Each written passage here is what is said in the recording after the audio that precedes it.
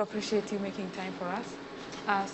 If you could basically like tell us what happens here for our viewers, just a breakdown about being the hazardous vehicle batteries are hazardous, and how you sort them and why exactly you sort those kind of why sort hazardous waste. Okay, so batteries are extracted from the other workshop, which is called the pre-processing workshop. Then we bring them here. Batteries basically are made from two broad categories, are classified in two broad categories. The first one is the primary cells. The primary cells or batteries are the ones that are not rechargeable. Then the ones that are rechargeable are called secondary cells. Yeah. But also the batteries are made from different chemical families. So after extracting batteries from that side, we bring them here and we place them in these pallets and barrels, which are UN certified for handling, storage, and transportation. And they are basically sorted based on those different chemical families. Yeah. The lead acid is kept separately, lithium ion is kept separately, lithium iron phosphate is kept separately. Why do we separate them? It's because when we come to the final disposition, all these different chemical family of batteries are handled separately. Yes. Okay. So like here we have all these barrels full of lithium iron phosphate. This lithium iron phosphate come from home solar systems. Then we have lead acid.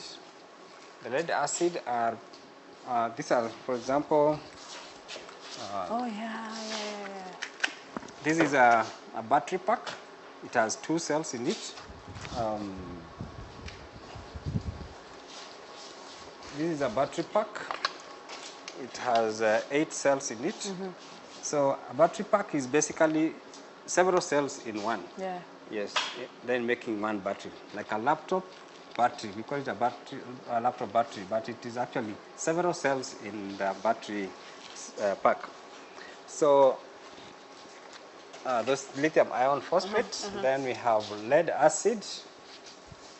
Lead acid look like these ones. This lead acid, it has lead inside. It's a maintenance-free battery, lead acid. So then we have others like the alkaline and zinc. Alkaline and zinc, these are primary cells, not rechargeable. The Everready, I know everybody in Kenya recognize that name. One, yeah. Yes. Then we have Barton cells. The Barton cells are lithium ion, and this lithium ion have capability to ignite.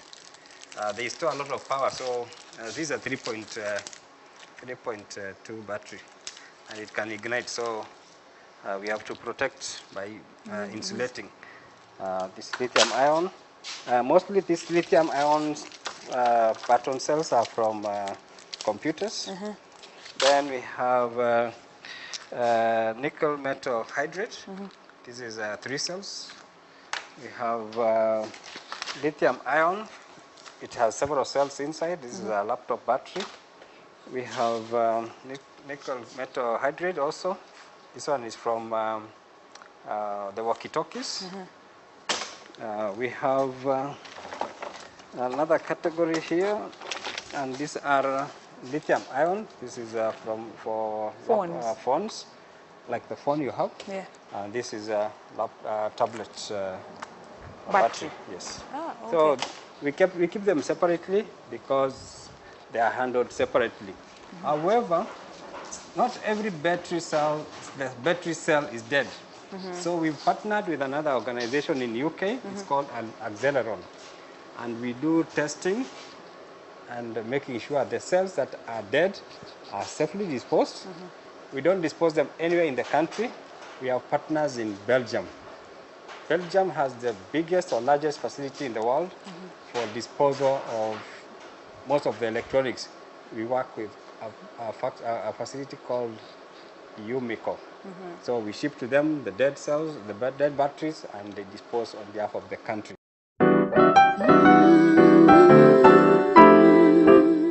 So first of all, Bonnie, we want a small introduction of who you are and what you do.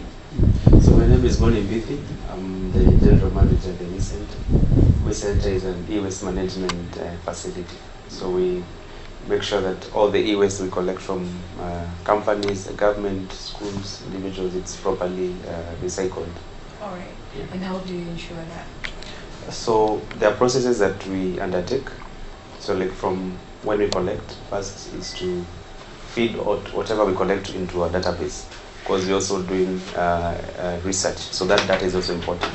After we have the data of all the equipment that we receive, now we move to the next stage, which is processing.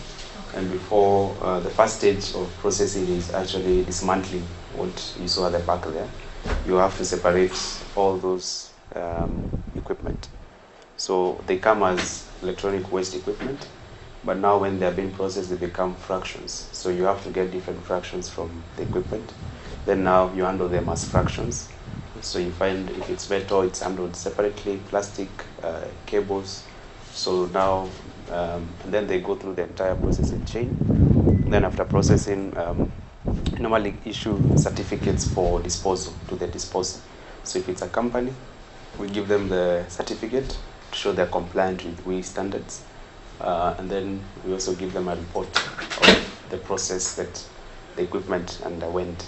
Okay. So at the end of the day, everything that comes to the WeCenter does not again end up in the environment. So we have a zero dumping policy. All right. And how important is it to manage hazardous waste? Is it a big deal? It's a big deal to manage e-waste. As you know, e-waste is one of the leading waste streams in the world, globally. The world is doing 50 million tons of e-waste annually. And this is a big number. Yeah? So as a country where we are, in Kenya, a few years back, in 2011, we were doing 11,000 tons annually. Meaning this is what people are generating to the environment. Now we are doing, in 2019, we are at 44,000.